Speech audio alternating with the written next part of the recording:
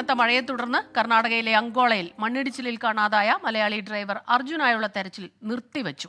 ഗംഗാവതി പുഴ നിറഞ്ഞൊഴുകുന്നതാണ് രക്ഷാപ്രവർത്തനത്തിന് ഇപ്പോൾ തിരിച്ചടിയാകുന്നത്. കോഴിക്കോട് കക്കോടി സ്വദേശി അർജുൻ അടക്കം 15ഓളം പേരാണ് 4 ദിവസമായി മണ്ണിനടിയിൽ കുടുങ്ങിയത്. ഏറ്റവും ഒടുവിൽ റിംഗു ചെയ്ത അർജുന്റെ ഫോൺ നമ്പർ കർണാടക സൈബർ സെല്ലിന് കൈമാറിയിട്ടുണ്ട്. തെരച്ചിൽ കാര്യക്ഷമമല്ലെന്നും രക്ഷാപ്രവർത്തനം മന്ദഗതിയിലാണെന്നും ലോറി ഉടമ മനാഫ് 24നോട് പറഞ്ഞു. 3 ദിവസമായി വിവരം ശ്രദ്ധയിൽപ്പെടുത്തിയിട്ടും രക്ഷാപ്രവർത്തനം നടത്തുന്നില്ലെന്ന പരാതിയും മനാഫ് ഉന്നയിച്ചു. രക്ഷാപ്രവർത്തനം വളരെ സ്ലോ ആയിട്ടാണ് നടക്കുന്നത്. നമ്മളെ വണ്ടി രക്ഷിക്കാനുള്ള ഒരു ഇതല്ല ഇപ്പൊ നടക്കുന്നത്. റോഡ് ക്ലിയർ ചെയ്യാന്നുള്ളതാണ് ഇവരെ പ്രയോറിറ്റി. കഴിഞ്ഞ 3 ദിവസമായിട്ട് പറയുന്നുണ്ട്. അതിന്റെ ഉള്ളിൽ ആള് ജീവനോടെ തന്നെ ഉണ്ട് എന്നുള്ളതാണ് നമ്മളെ വിശ്വാസം. കാരണം ഇന്നലെയും ഫോണ് ഓണായി ഓഫായി 2 പ്രാവശ്യം. ഓരോ വൈഫ് പറയുന്നുണ്ട് റിങ് ചെയ്തിക്കണ് ഫോൺ എന്നുള്ളത്. ഇന്ന് രാവിലെയും ഫോൺ ഒന്ന് ഓൺ ആയിക്കണ് എന്ന് വീട്ടുകാർ പറയുന്നുണ്ട്. അർജുന്റെ ഫോൺ ഇന്നും റിങ് ചെയ്തിരുന്നുവെന്നും അർജുൻ തിരിച്ചു വരുമെന്നാണ് തന്റെ പ്രതീക്ഷയെന്നും ഭാര്യ കൃഷ്ണപ്രിയ 24നോട് പറഞ്ഞു. പിന്നെ ഇവര് പറയുന്ന ഹൈവേ ക്ലിയർ ചെയ്യാന്നാണ് ഇവർ ഇപ്പോൾ പറയുന്നത്, അവരെ പോലീസുകാരുടെ ഉദ്ദേശം. അപ്പോൾ ഞങ്ങൾക്ക് വേണ്ടത് ഞങ്ങളെ സ്ഥലം, ഞങ്ങൾ GPS ലൊക്കേഷനൊക്കെ അവിടെ ഉണ്ട്. അപ്പോൾ ആ സ്ഥലം ക്ലിയർ ചെയ്തിട്ട് ഞങ്ങൾക്ക് ആ വണ്ടി കണ്ടെത്താന്നുള്ളതാണ് ഞങ്ങൾ ആവശ്യം. ഇത് പറഞ്ഞ പോലെ ഞങ്ങൾ GPS ലൊക്കേഷനൊക്കെ അവർക്ക് കാണിച്ചു കൊടുത്തു. അപ്പോൾ ആ സ്ഥലത്തേക്ക് ഇവർ ട്രൈ ചെയ്യുന്നില്ല, മണ്ണ് മാറ്റാൻ അവർക്ക് പറ്റുന്നില്ല എന്നാണ് പറയുന്നത്. കാലാവസ്ഥ മോശമാണ്. പക്ഷെ ഞങ്ങൾ കുറേ അവരോട് പറയുന്നുണ്ട് ആ സ്ഥലത്ത് വണ്ടി ഉണ്ടെന്ന് ഞങ്ങൾക്ക് ഉറപ്പാണ്. ഞങ്ങൾക്കിപ്പോൾ ഇന്നലെയൊക്കെ ഞങ്ങൾക്ക് വിളിച്ചപ്പോൾ ഫോൺ റിങ് ചെയ്തു, എന്നിട്ട് സ്വിച്ച് ഓഫ് ആയി പോവുകയാണ്. അപ്പോൾ അതിൻ്റെ ഉള്ളിൽ റേഞ്ച് കിട്ടുമ്പോൾ ഇങ്ങനെ ഫോൺ ഓൺ ആവുന്നതായിരിക്കും, അല്ലെങ്കിൽ ട്രൈ ചെയ്യുന്നുണ്ടാവും ആൾ ഞങ്ങളെ ബന്ധപ്പെടാൻ വേണ്ടിയിട്ടൊക്കെ. അപ്പോൾ പെട്ടെന്ന് തന്നെ മണ്ണ് മാറ്റണം, ഞങ്ങൾക്ക് അതാണ് വേണ്ടത്. വിവരങ്ങളുമായി അരുൺ പൂപ്പറമ്പ ബംഗളൂരുവിൽ നിന്നും കോഴിക്കോട് കക്കോടിയിലെ അർജുന്റെ വീട്ടിൽ നിന്ന് അഭിജിത്ത് മുഴക്കുന്നും ചേരുന്നുണ്ട്. ആദ്യം അഭിജിത്തിലേക്കാണ്. അഭിജിത്ത്, ഇപ്പോഴും ഈ പ്രതീക്ഷയിലാണ് ഈ കുടുംബമുള്ളത്, പക്ഷേ കാര്യക്ഷമമായി രക്ഷാപ്രവർത്തനം നടത്തുന്നില്ല എന്ന പരാതിയും ഉന്നയിക്കുന്നു. നമ്മളോട് നേരത്തെ MP ഉൾപ്പെടെ പറഞ്ഞത് കൃത്യമായുള്ള ഇടപെടൽ നടത്തുന്നുണ്ട്. അതിലൊരു പുരോഗതി ഉണ്ടായിട്ടുണ്ടോ? ഇപ്പോൾ വീട്ടുകാർ എന്താണ് പറയുന്നത്?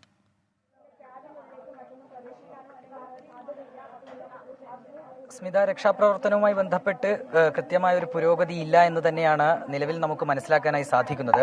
രാംനഗറിൽ നിന്ന്, കർണാടകയിലെ രാംനഗറിൽ നിന്ന് മലപ്പുറത്തെ എടവണ്ണയിലേക്കാണ് അർജുൻ ലോഡും കൊണ്ടുവരുന്നത്. അതിനിടയിലാണ് ഇത്തരത്തിലുള്ള ഒരു അപകടം നടന്നത്. നമുക്കൊപ്പം ഇപ്പോൾ അർജുനൊപ്പം ഈ ലോഡ് എടുക്കാനൊക്കെ പോകുന്ന സമീർ എന്ന് പറഞ്ഞ ആളുണ്ട്. ഇദ്ദേഹമാണ് ഇത്തരത്തിലുള്ള ഒരു അപകടത്തിന്റെ സാധ്യത കുടുംബത്തെ അറിയിച്ചത്. താങ്കൾ അർജുന്റെ കൂടെ എപ്പോഴും ലോഡ് എടുക്കാൻ ഒരുമിച്ച് സഹപ്രവർത്തകൻ 2 വർഷമായിട്ട് അവരുടെ കൂടെ പണിയെടുക്കുന്ന ആളാണ്. ദിവസം ഒന്നിൽ കൂടുതൽ തവണ ഫോണിൽ ബന്ധപ്പെടാറുണ്ട്. അന്ന് രാത്രി വെളുപ്പിനോട് സംസാരിച്ചതാണ്, ഞാൻ ഉറങ്ങാൻ പോവാന്നാണ് പറഞ്ഞത്. പിന്നെ ഇന്ന് നേരം വെളുത്തിട്ട് ഈ സംഭവം അറിയുമ്പോഴാണ് അവന് ഫോൺ സ്വിച്ച് ഓഫ് ആയിരുന്നു, ഫോൺ സ്വിച്ച് ഓഫ് ആക്കി ഉറങ്ങുമെന്ന് പറഞ്ഞതാണ്. പിന്നെ നേരം വെളുത്തിട്ട് ഈ ഫ്ലഡിന്റെ കാര്യം അറിയുമ്പോഴാണ് നമ്മൾ ഇതിനെക്കുറിച്ച് അന്വേഷിക്കുന്നതും ഇതിന്റെ കാര്യങ്ങൾ നോക്കുന്നതും. പിന്നെ ഇന്നലെ രാത്രി വരെ വണ്ടിന്റെ ഇഞ്ചിൻ ഓണായി എന്നാണ് പറഞ്ഞേക്കുന്നത്. പിന്നെ ഫോൺ റിങ് ചെയ്യുന്നുണ്ടെന്ന് പറഞ്ഞു. അപ്പോൾ ഇപ്പം ഇന്നത്തേക്ക് 3 ദിവസം കഴിഞ്ഞ് 4ാമത്തെ ദിവസം. ഇന്നെങ്കിലും രക്ഷപ്പെടുത്തി അതിനുള്ളിൽ എത്തിപ്പെടുകയാണെങ്കിൽ എന്നൊരു ജീവനെ നമുക്ക് അല്പമെങ്കിലും പ്രതീക്ഷിക്കാൻ പറ്റുള്ളൂ. ഈ റോഡ് നിങ്ങൾക്ക് അറിയുന്ന റോഡാണ്, അപ്പോൾ ഇത് അപകടങ്ങൾ എപ്പോഴും ഉണ്ടാവുന്ന റോഡാണ്, സാധ്യത ഇല്ലാത്ത റോഡാണ്. ഇതിപ്പോ 10 വർഷമായി മംഗലാപുരം പെനവേൽ റോഡ് കാർവാർ വരെ ഇത് പൂർത്തീകരിച്ച റോഡാണ്. അപ്പൊ ഇങ്ങനെ അപകടങ്ങളൊന്നും ഉണ്ടാവാറില്ല. ഫ്ലഡൊന്നും ഇതുവരെ എന്റെ ഓർമ്മയിൽ ഉണ്ടായിട്ടില്ല.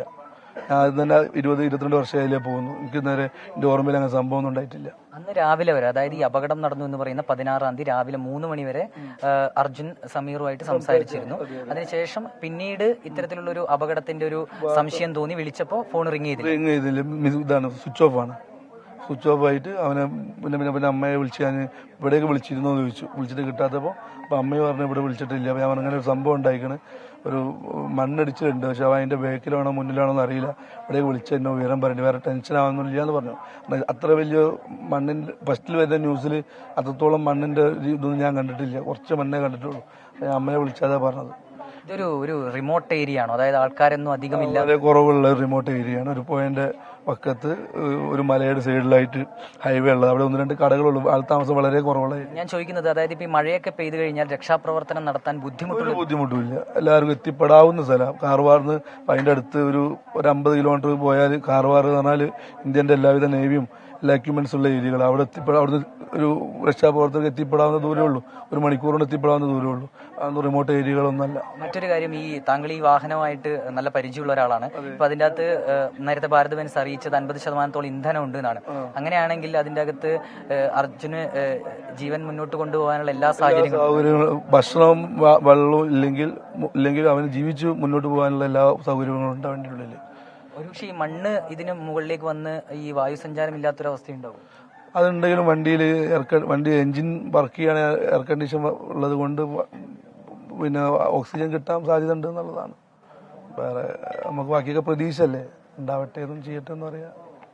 സ്മിത, അങ്ങനെയാണ് നിലവിൽ ആ ഒരു പ്രതീക്ഷ തന്നെയാണ് കുടുംബവും സുഹൃത്തുക്കളും ഒക്കെ പങ്കുവയ്ക്കുന്നത്. നേരത്തെ MK രാഘവൻ MP സംസാരിക്കുമ്പോൾ അദ്ദേഹവും പറഞ്ഞത് നേവിയുടെ ഉൾപ്പെടെ സഹായം തേടിയിട്ടുണ്ട്, ആ രീതിയിലുള്ള ഇടപെടലുകൾ നടത്തിയിട്ടുണ്ട്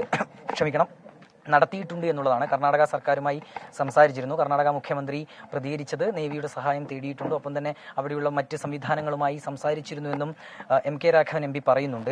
പക്ഷെ അപ്പോഴും ഇവിടെ നിന്ന് ഈ കുടുംബത്തിന്റെ ഭാഗത്ത് നിന്ന് അവിടേക്ക് ചിലർ പോയിട്ടുണ്ട്, ഈ പ്രദേശത്തേക്ക് പോയിട്ടുണ്ട്. അർജുന്റെ സുഹൃത്തുക്കളും ഒപ്പം ബന്ധുക്കളും ഒക്കെ അവിടേക്ക് പോയിട്ടുണ്ട്.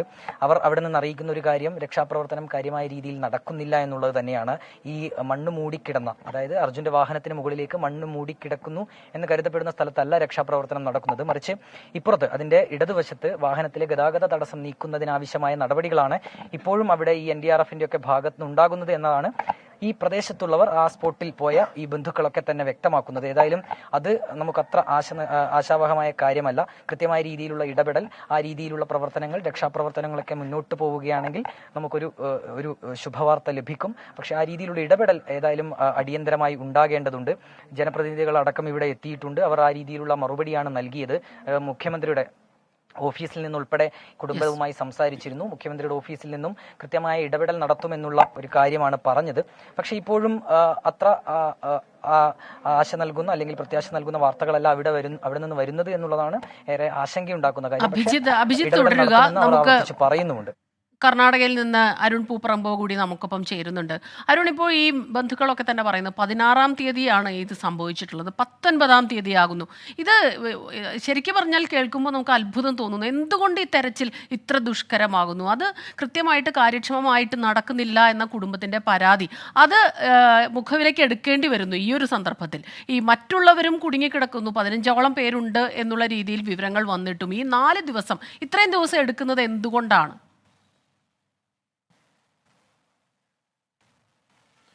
സ്മിത, തീർച്ചയായും ഈ 15ഓളം പേർ ഈ മണ്ണിടിച്ചിലിൽ കുടുങ്ങി എന്ന വിവരമാണ് ഇപ്പോൾ നമുക്ക് ലഭ്യമാവുന്നത്. അങ്ങനെയാണെങ്കിൽ 12 പേരുടെ മൃതദേഹമാണ് നിലവിൽ കണ്ടെത്തിയിട്ടുള്ളത്. ഈ വിവരം ശരിയാണെങ്കിൽ 3 പേർ കൂടി ഈ മണ്ണിനടിയിൽ ഉണ്ടാകാനുള്ള സാധ്യതയാണ് നിലവിൽ കാണുന്നത്. സ്മിത സൂചിപ്പിച്ചതുപോലെ തന്നെ ഈ തെരച്ചിലിലും രക്ഷാപ്രവർത്തനത്തിലും ആദ്യഘട്ടം മുതലേ ഈ പ്രശ്നം, ഈ ഒരു അനാസ്ഥ ഉണ്ടായിരുന്നു എന്ന കാര്യത്തിൽ സംശയമില്ല. ആദ്യഘട്ടത്തിൽ ഇവർ ഒരു കാര്യക്ഷമമായി തെരച്ചിലും നടത്തിയിരുന്നെങ്കിൽ ഈ ഒരു സാഹചര്യം ഉണ്ടാവില്ല എന്നതാണ് എല്ലാവരും തന്നെ പറയുന്നത്. നിലവിൽ നമുക്ക് അവരുടെ, അതായത് അർജുന്റെ ബന്ധുക്കൾ അവിടെയുണ്ട്, അതോടൊപ്പം തന്നെ ഈ ലോറിയുടെ ഉടമയുണ്ട് അവിടെ. അവർ തന്നെ നൽകുന്ന വിവരം അനുസരിച്ച് നിലവിൽ അവിടെ ഒരു തരത്തിലുള്ള തെരച്ചിലും നടക്കുന്നില്ല എന്നുള്ളതാണ്. നമുക്കും അവിടെ പ്രാദേശികമായി നമുക്ക് ലഭിക്കുന്ന വിവരം അനുസരിച്ച് നിലവിൽ രക്ഷാപ്രവർത്തനം അവിടെ നടക്കുന്നില്ല.